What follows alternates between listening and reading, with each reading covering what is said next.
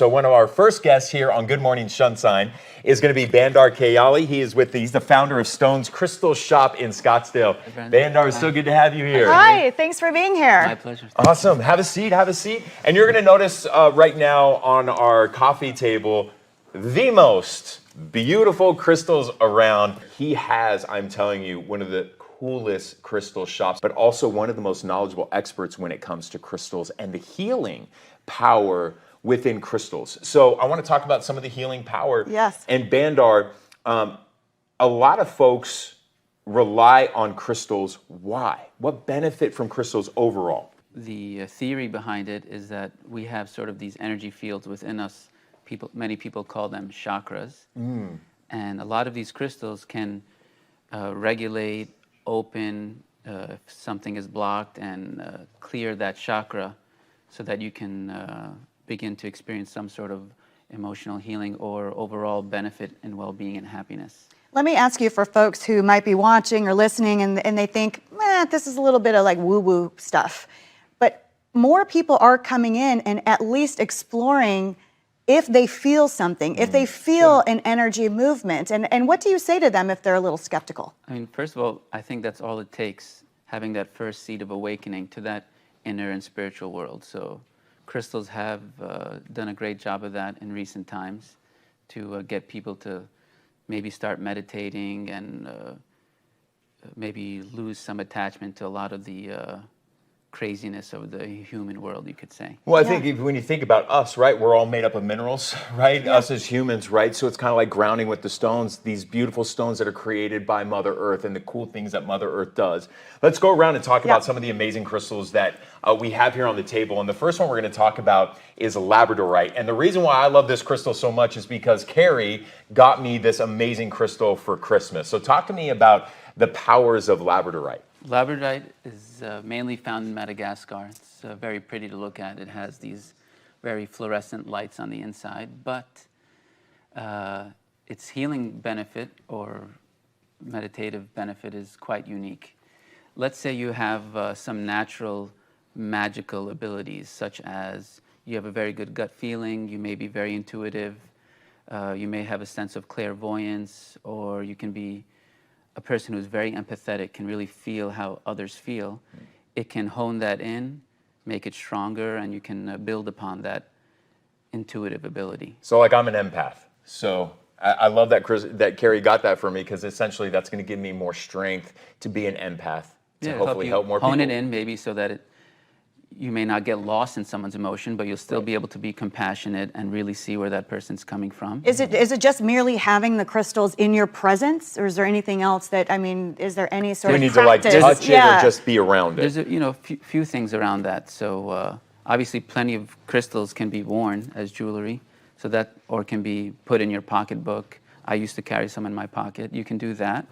But I also recommend having a sacred place in your home where once or twice a day you can kind of check into that area, do a little meditation, and call to certain crystals so that you can manifest some of those benefits into your life. I recommend doing it first thing in the morning so that you can start your day kind of on the right foot and create whatever you'd like to create that day from a more connected place. I love it. Let's talk about my favorite stone, because now I have gone to Bandar's store and I have three now. I have three large amethysts. This is a beautiful, beautiful violet purple.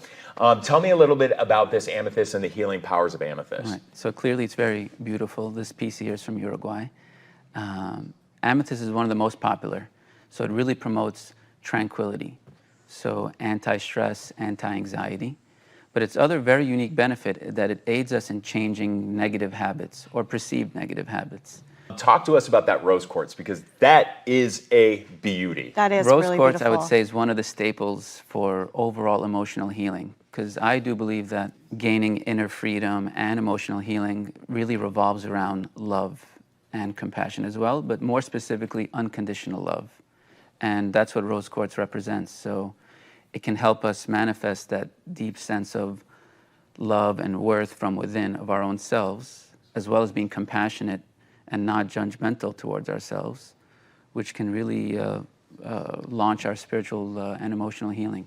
I mean, people come to the shop and I always have to sort of recommend something to them, and I usually open with, what would you like to feel or manifest in your life? And some of the more common ones are breakups, heartaches.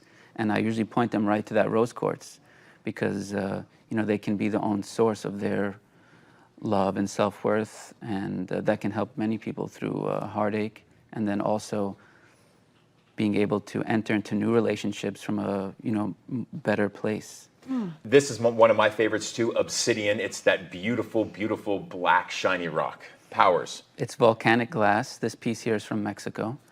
The obsidian is a root chakra, so a grounding stone. It also serves to give you some protection. I love the one that's in front. It looks like, it's called fool's gold, right? They call it fool's gold because it is so stunning. It's that spear. Oh Spear yeah, at the front of the table. that is stunning. Right, when people were mining for gold and they found that, they thought they found gold, but that's how it got its nickname fool's gold. It's called pyrite, and this one here is from Peru. I'm a big fan of feminine energy. I think a lot of emotional healing is wrapped around being in touch with your vulnerability. Right. But this one here promotes masculine energy. So it's good if you have a new project or a new business. Feminine energy has its place there, but masculine energy allows us kind of to do things and to be assertive. So you can kind of manifest and create with pyrite. I'm telling you, head on over to Scottsdale and go to Bandar shop and just have a conversation with him. That's how I found him. Yeah. And now I've become a very regular guest at his store because I was just there just to talk to him about coming on the show. And I walked away with 3 more crystals in my car.